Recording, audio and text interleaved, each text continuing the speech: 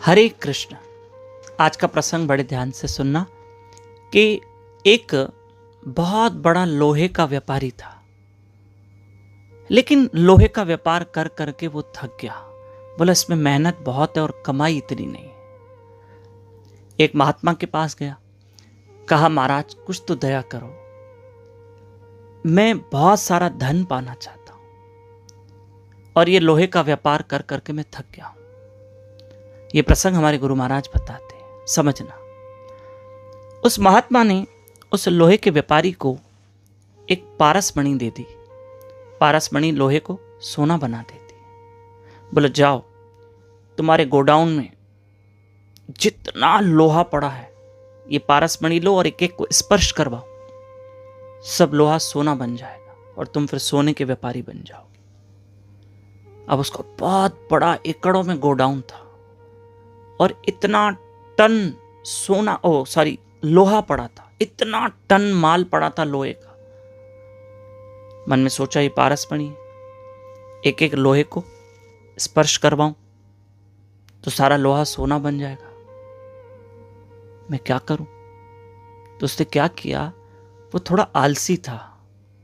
उसने वो पारसमणि ली और अपने ऐसे पारसमणि क्या किया, उस गोडाउन में ऐसे ऊपर से फेंकी, क्योंकि छत तो थी नहीं। और उसने क्या किया कि उस गोडाउन में अपनी पारसमणि फेंकी।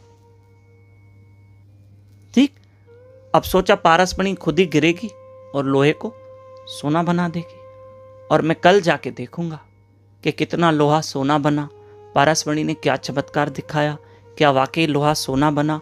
उसने तुरंत उस गोडाउन में पारसमणि फेंक दी, क्योंकि छत तो थी नहीं ना, और उसे लगा कि जाके लोहे से पारसमणि टच करेगी और लोहा सोना बन जाएगा। ठीक है, सुबह हुई, उसने क्या किया, उस गोडाउन का जो था दरवाजा खोला तो देखा सारा लोहा ही पड़ा था, सोना हुआ ही नहीं, सब लोहा ही लोहा था।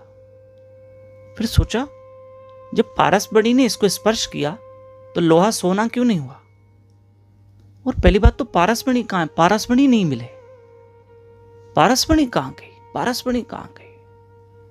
महात्मा को बुलाया, महात्मा ने कहा भाई कैसे उपयोग किया। बोला ऐसे ऐसे उपयोग किया, मैंने ऐसे ऐसे उपयोग किया, ऐसे ऊपर से फेंकी। मैंने कहा देखूं, ट्रायल तो करूं लोहा सोना बनता है कि नहीं। महात्मा ने सोचा फिर पारसमणि गई कहां। तो महात्मा का ध्यान गया कि उसके गोडाउन में एक बहुत बड़ा पीपल का पेड़ था, और जैसे उसने फेंकी ना, पता चला कि वो पारसमणि पीपल के पेड़ में फंस गई थी, नीचे गिरी नहीं। और जब गिरी ही नहीं तो फिर लोहा सोना कैसे बने। तब महात्मा ने कहा अरे भाई, कम से कम जो तुमको वस्तु दी गई है उसका उपयोग तो सही ढंग से करो तो सही। तुमने पारसमणि फेंक दी, ये पारसमणि फेंकने के लिए थी, और फेंके भी तो पेड़ में फंस गई, पीपल के झाड़ में फंस गई।